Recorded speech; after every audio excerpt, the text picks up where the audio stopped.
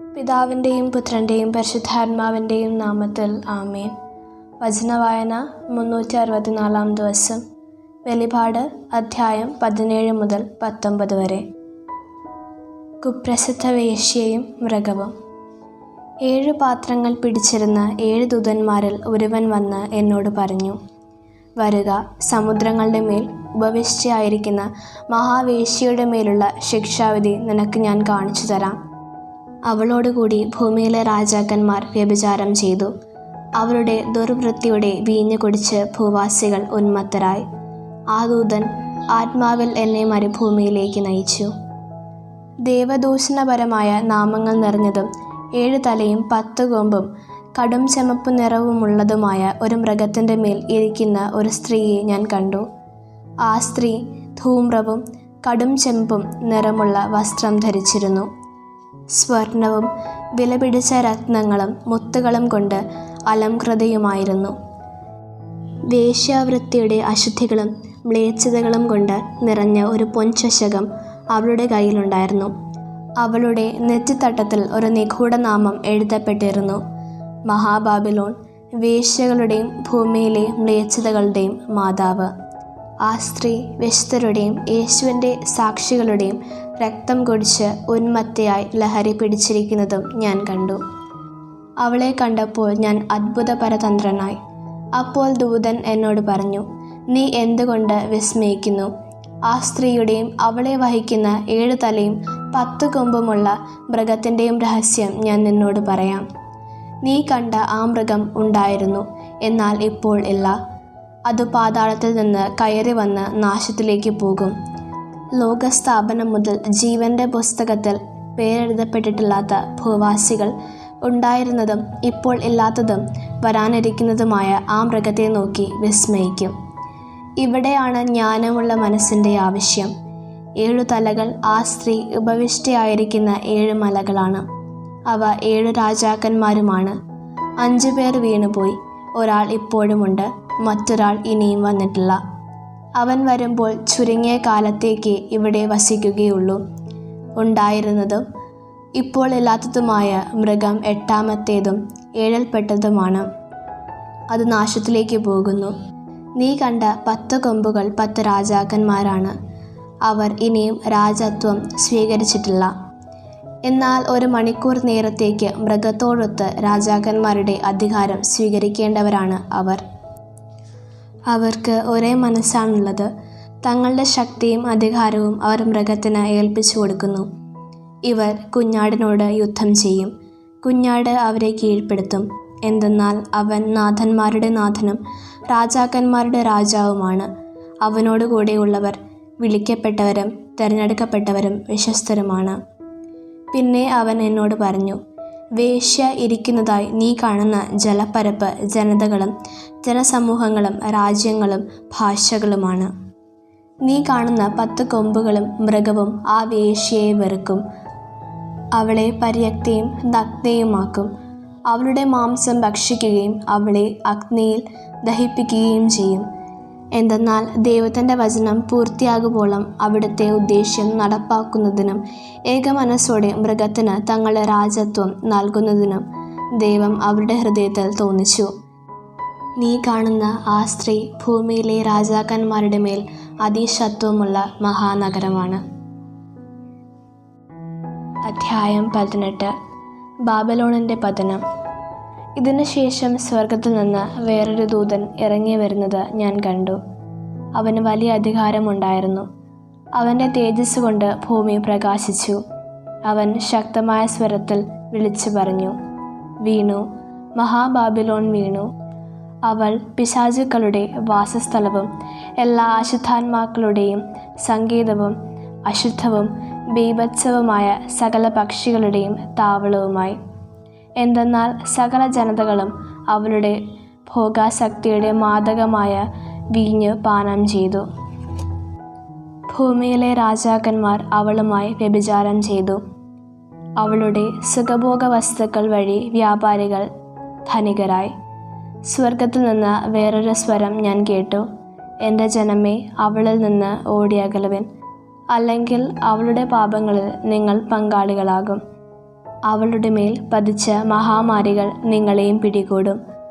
അവളുടെ പാപങ്ങൾ ആകാശത്തോളം കൂമ്പാരം കൂടിയിരിക്കുന്നു. ദൈവം അവളുടെ അതിക്രമങ്ങൾ ഓർമ്മിക്കുകയും ചെയ്തിരിക്കുന്നു. അവൾ കൊടുത്തതുപോലെ തന്നെ അവൾക്കും തിരികെ കൊടുക്കുവിൻ. അവളുടെ പ്രവൃത്തികൾക്ക് ഇരട്ടി പ്രതിഫലം നൽകുവിൻ. അവൾ കലർത്തി തന്ന പാനപാത്രത്തിൽ അവൾക്ക് ഇരട്ടി കലർത്തി കൊടുക്കുവിൻ.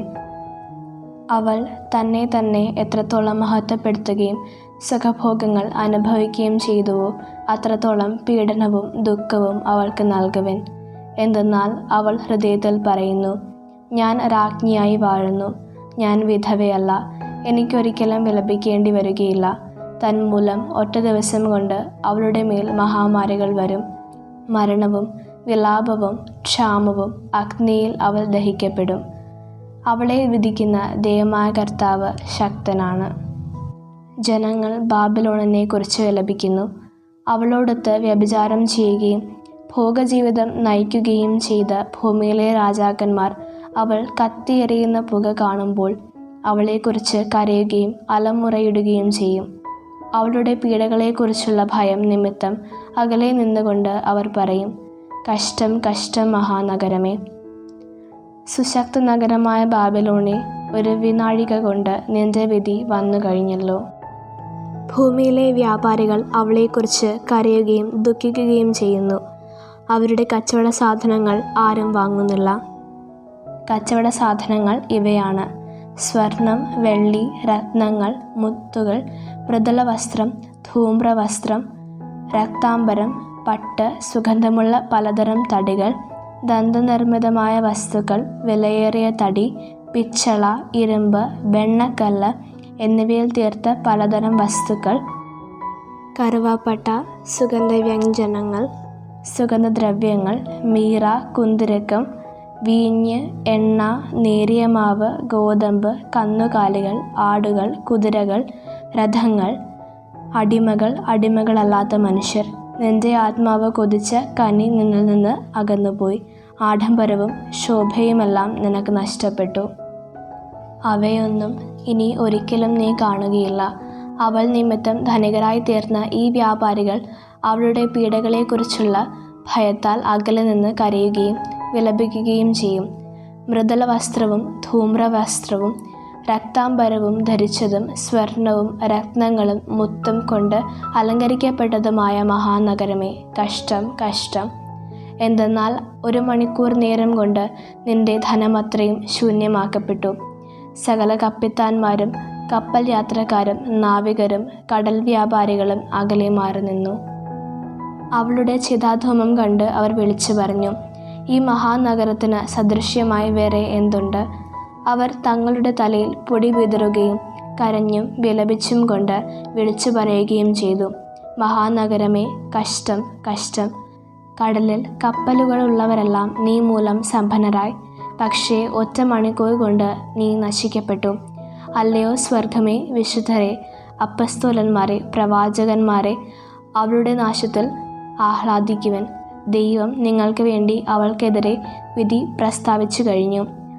അനന്തരം ശക്തനായ ഒരു ദൂതൻ വലിയ തിരികല്ല് പോലുള്ള ഒരു കല്ലെടുത്ത് കടലിലേക്ക് എറിഞ്ഞിട്ട് പറഞ്ഞു, ബാബിലോൺ മഹാനഗരവും ഇതുപോലെ വലിച്ചെറിയപ്പെടും. ഇനിയൊരിക്കലും അവൾ കാണപ്പെടുകയില്ല. വീണവായനക്കാരുടെയും ഗായകരുടെയും കുഴലൂതുന്നവരുടെയും കാഹളം വിളിക്കുന്നവരുടെയും ശബ്ദം ഇനിയൊരിക്കലും നിന്നിൽ കേൾക്കുകയില്ല. കരകൗശല വിദഗ്ധരാരും നിന്നിൽ ഇനിമേൽ കാണപ്പെടുകയില്ല. തിരികല്ലിൻ്റെ സ്വരം നിന്നിൽ നിന്ന് ഉയരുകയില്ല. ഒരു ദീപവും ഇനിയൊരിക്കലും നിന്നിൽ പ്രകാശിക്കുകയില്ല. വധൂവരന്മാരുടെ സ്വരം ഇനിയൊരിക്കലും നിന്നിൽ കേൾക്കുകയുമില്ല. നിന്റെ വ്യാപാരികൾ ഭൂമിയിലെ ഉന്നതന്മാരായിരുന്നു. നിന്റെ ആഭിചാരം കൊണ്ട് സകല ജനതകളെയും നീ വഞ്ചിക്കുകയും ചെയ്തു. പ്രവാചകരുടെയും വിശുദ്ധരുടെയും ഭൂമിയിൽ വധിക്കപ്പെട്ട സകലരുടെയും രക്തം അവളിൽ കാണപ്പെട്ടു. അധ്യായം 19. സ്വർഗത്തിൽ വിജയഗീതം. ഇതിനുശേഷം സ്വർഗത്തിൽ വലിയ ജനക്കൂട്ടത്തിൻ്റേതുപോലുള്ള ശക്തമായ സ്വരം ഞാൻ കേട്ടു. ഹല്ലേലൂയ! രക്ഷയും മഹത്വവും ശക്തിയും നമ്മുടെ ദൈവത്തിൻ്റേതാണ്. അവിടുത്തെ വിധികൾ സത്യവും നീതിപൂർണവുമാണ്. വ്യഭിചാരം കൊണ്ട് ലോകത്തെ മലിനമാക്കിയ മഹാവേശ്യയെ അവിടുന്ന് വിധിച്ചു. അവളുടെ കൈകൊണ്ട് ചിന്തിയ അവിടുത്തെ ദാസരുടെ രക്തത്തിന് അവിടുന്ന് പ്രതികാരം ചെയ്തു. രണ്ടാമതും അവർ പറഞ്ഞു, ഹല്ലേലൂയ, അവളുടെ പുക എന്നേക്കും ഉയർന്നുകൊണ്ടിരിക്കുന്നു. അപ്പോൾ 24 ശ്രേഷ്ഠന്മാരും 4 ജീവികളും ആമേൻ ഹല്ലേലൂയ എന്ന് പറഞ്ഞുകൊണ്ട് സാഷ്ടാംഗം പ്രണമിച്ച് സിംഹാസനസ്ഥനായ ദൈവത്തെ ആരാധിച്ചു. വിവാഹവിരുന്ന്. സിംഹാസനത്തിൽ നിന്ന് ഒരു സ്വരം കേട്ടു. ദൈവത്തിൻ്റെ ദാസരും അവിടുത്തെ ഭയപ്പെടുന്നവരും ചെറിയവരും വലിയവരുമായ നിങ്ങളെല്ലാവരും നമ്മുടെ ദൈവത്തെ സ്തുതിക്കുവിൻ. പിന്നെ വലിയ ജനക്കൂട്ടത്തിൻ്റെയും പെരുവെള്ളത്തിൻ്റെയും ഗംഭീരമായ ഇടിമുഴക്കത്തിൻ്റെയും ശബ്ദം പോലെയുള്ള ഒരു സ്വരം ഞാൻ കേട്ടു. ഹല്ലേലൂയ, സർവശക്തനും നമ്മുടെ ദൈവവുമായ കർത്താവ് വാഴുന്നു. നമുക്ക് ആനന്ദിക്കാം, ആഹ്ലാദിച്ച് ആർപ്പ് വിളിക്കാം, അവിടത്തേക്ക് മഹത്വം നൽകാം. എന്തെന്നാൽ കുഞ്ഞാടിൻ്റെ വിവാഹം സമീപിച്ചിരിക്കുന്നു. അവിടുത്തെ മണവാട്ടി അണിഞ്ഞൊരുങ്ങിക്കഴിഞ്ഞു. ശോഭയേറിയതും നിർമ്മലവുമായ മൃദുല വസ്ത്രം ധരിക്കാനുള്ള അനുഗ്രഹം അവൾക്ക് നൽകപ്പെട്ടിരിക്കുന്നു. ആ വസ്ത്രം വിശുദ്ധരുടെ സത്പ്രവർത്തികളാണ്. ദൂതൻ എന്നോട് പറഞ്ഞു, എഴുതുക, കുഞ്ഞാടിൻ്റെ വിവാഹവിരുന്നിന് വിളിക്കപ്പെട്ടവർ ഭാഗ്യവാന്മാർ. അവർ വീണ്ടും പറഞ്ഞു, ഇവ ദൈവത്തിൻ്റെ സത്യവചസ്സുകളാണ്. അപ്പോൾ ഞാൻ അവനെ ആരാധിക്കാനായി കാൽക്കൽ വീണു. എന്നാൽ അവൻ എന്നോട് പറഞ്ഞു, അരുത്, ഞാൻ നിൻ്റെ ഒരു സഹദാസനാണ്, യേശുവിന് സാക്ഷ്യം നൽകുന്ന നിൻ്റെ സഹോദരൻ ഒരുവൻ. നീ ദൈവത്തെ ആരാധിക്കുക. യേശുവിനുള്ള സാക്ഷ്യമാണ് പ്രവചനത്തിൻ്റെ ആത്മാവ്. ദൈവവചനം. സ്വർഗം തുറക്കപ്പെട്ടതായി ഞാൻ കണ്ടു. ഇതാ ഒരു വെള്ളക്കുതിര. അതിൻ്റെ പുറത്തിരിക്കുന്നവൻ വിശ്വസ്തനും സത്യവാനെന്നും വിളിക്കപ്പെടുന്നു. അവൻ നീതിയോടെ വിധിക്കുകയും പടപൊരുതുകയും ചെയ്യുന്നു. അവൻ്റെ മിഴികൾ തീനാളം പോലെ. അവൻ്റെ ശിരസിൽ അനേകം കിരീടങ്ങൾ. അവന് ആലേഖനം ചെയ്യപ്പെട്ട ഒരു നാമമുണ്ട്. അത് അവനല്ലാതെ മറ്റാർക്കും അറിഞ്ഞുകൂടാ. അവൻ രക്തത്തിൽ മുക്കിയ മേലങ്കി ധരിച്ചിരിക്കുന്നു. അവൻ്റെ നാമം ദൈവവചനം എന്നാണ്. സ്വർഗീയ സൈന്യങ്ങൾ നിർമ്മലവും ധവളവുമായ മൃദുല വസ്ത്രമണിഞ്ഞ് വെള്ളക്കുതിരകളുടെ പുറത്ത് അവനെ അനുഗമിക്കുന്നു. അവൻ്റെ വായിൽ നിന്ന് മൂർച്ചയുള്ള ഒരു വാൾ പുറപ്പെടുന്നു. സർവ്വജനതകളുടെ മേൽ അത് പതിക്കും. ഇരുമ്പ് തണ്ടുകൊണ്ട് അവരെ ഭരിക്കും. സർവശക്തനായ ദൈവത്തിൻ്റെ ഉഗ്രക്രോധത്തിൻ്റെ മുന്തിരച്ചാക്ക് അവൻ ചവിട്ടുകയും ചെയ്യും. അവന് മേലങ്കിയിലും തുടയിലും എഴുതപ്പെട്ട ഒരു നാമം ഉണ്ട്, രാജാക്കന്മാരുടെ രാജാവും നാഥന്മാരുടെ നാഥനും. നിർണായക യുദ്ധം. സൂര്യനിൽ നിൽക്കുന്ന ഒരു ദൂതനെയും ഞാൻ കണ്ടു. അവൻ മധ്യാകാശത്തിൽ പറക്കുന്ന സകല പക്ഷികളോടും വലിയ സ്വരത്തിൽ വിളിച്ചു പറഞ്ഞു, ദൈവത്തിൻ്റെ മഹാവിരുന്നിന് വരുവിൻ. രാജാക്കന്മാർ, സൈന്യാധിപന്മാർ, ശക്തന്മാർ എന്നിവരുടെയും കുതിരകളുടെയും അവയുടെ പുറത്തിരിക്കുന്നവരുടെയും സ്വതന്ത്രരും അടിമകളും ചെറിയവരും വലിയവരും ആയ എല്ലാവരുടെയും മാംസം ഭക്ഷിക്കുന്നതിന് ഒന്നിച്ചു കൂടുവിൻ. അപ്പോൾ അശ്വാരൂഢനോടും അവൻ്റെ സൈന്യനിരയോടും യുദ്ധം ചെയ്യാൻ മൃഗവും ഭൂമിയിലെ രാജാക്കന്മാരും അവരുടെ സൈന്യങ്ങളും ഒന്നിച്ചു കൂടിയിരിക്കുന്നത് ഞാൻ കണ്ടു. മൃഗം പിടിക്കപ്പെട്ടു. അതിനോടൊപ്പം അതിൻ്റെ മുമ്പാകെ അടയാളങ്ങൾ കാണിച്ച് മൃഗത്തിൻ്റെ മുദ്ര സ്വീകരിക്കുകയും അതിൻ്റെ സാദൃശ്യത്തെ ആരാധിക്കുകയും ചെയ്തിരുന്നവരെ പാപത്തിലേക്ക് വശീകരിച്ചിരുന്ന വ്യാജപ്രവാചകനും പിടിക്കപ്പെട്ടു. ഇരുവരും ഗന്ധകമെരിയുന്ന അഗ്നി തടാകത്തിലേക്ക് ജീവനോടെ എറിയപ്പെട്ടു. ശേഷിച്ചിരുന്നവർ അശ്വാരൂഢൻ്റെ വായിൽ നിന്ന് പുറപ്പെട്ട വാളുകൊണ്ട് വധിക്കപ്പെട്ടു. പക്ഷികളെല്ലാം അവരുടെ മാംസം തിന്ന് തൃപ്തിയടഞ്ഞു. ദൈവവചനമാണ് നാം കേട്ടത്. നമുക്ക് ദൈവത്തെ സ്തുതിക്കാം.